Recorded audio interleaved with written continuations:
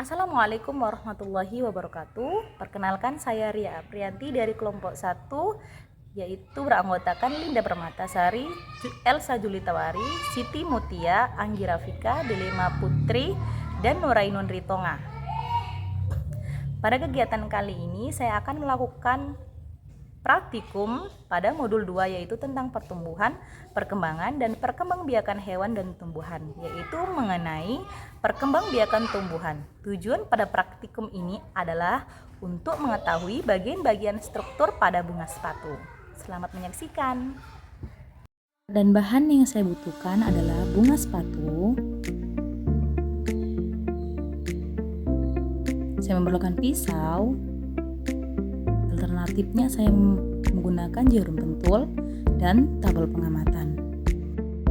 Langkah yang pertama, kita akan mengamati struktur bagian-bagian bunga sepatu. Di sini ada tangkai, ada kelopak bunga, mahkota bunga, kepala putik, dan benang sari. Dan saya akan mengamatinya satu persatu. Bagian pertama ada kelopak bunga sepatu yang berwarna hijau. Bentuknya menyerupai lonceng dengan ukuran yang cukup besar. Kalau kita lihat lebih dekat, kelopak ini memiliki kelopak tambahan atau disebut dengan epicalyx, sehingga seperti memiliki dua lapis kelopak.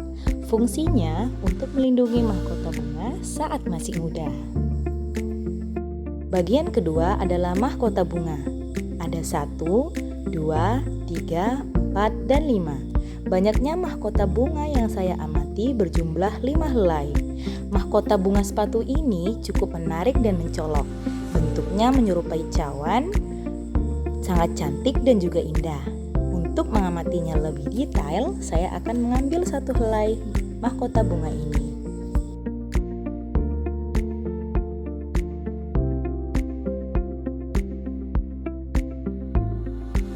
Ini adalah bentuk mahkota bunganya.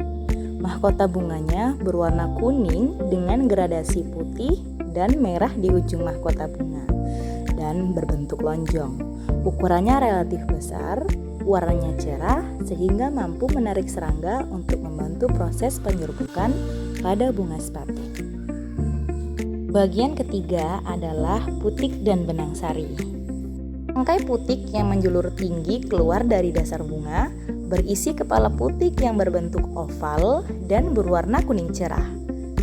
Sedangkan untuk benang sari, tangkainya berbentuk tabung mengelilingi tangkai putik. Kepalanya berisi serbuk sari berwarna kuning dengan jumlah yang cukup banyak. Langkah yang kedua, saya akan menggambar struktur-struktur bunga sepatu pada tabel pengamatan.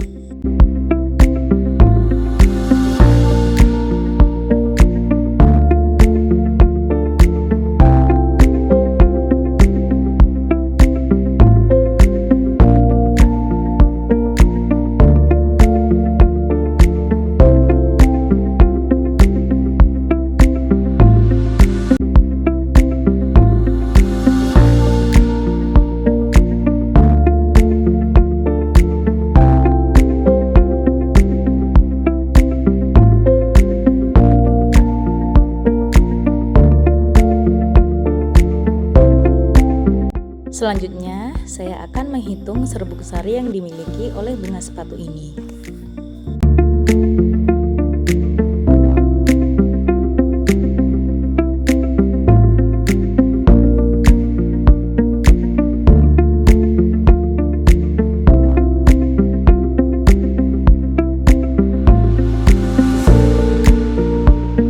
Jumlah benang sari ada 10, 20, 30, 40, 50, 60, 70, 9, 1, 2, 3.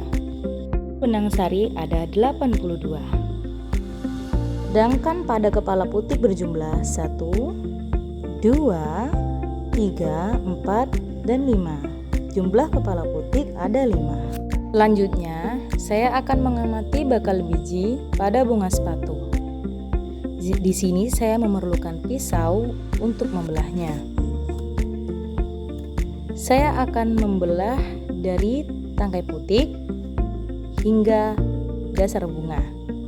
Lakukanlah secara hati-hati.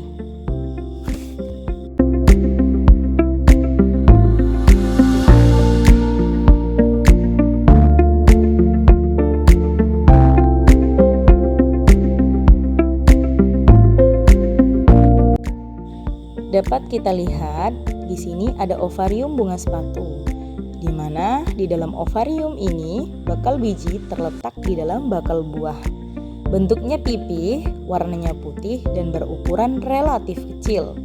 Bakal biji berfungsi melindungi sel telur dan sebagai tempat di mana sel telur dapat bekerja. Kesimpulan yang dapat saya ambil dari praktikum ini adalah struktur bunga sepatu yang lengkap dengan kelopak, mahkota, benang sari, putik memungkinkan tanaman untuk melakukan reproduksi melalui penyerbukan dan pembuahan. Bunga sepatu juga dikenal sebagai bunga yang sempurna karena memiliki benang sari dan putik dalam satu bunga.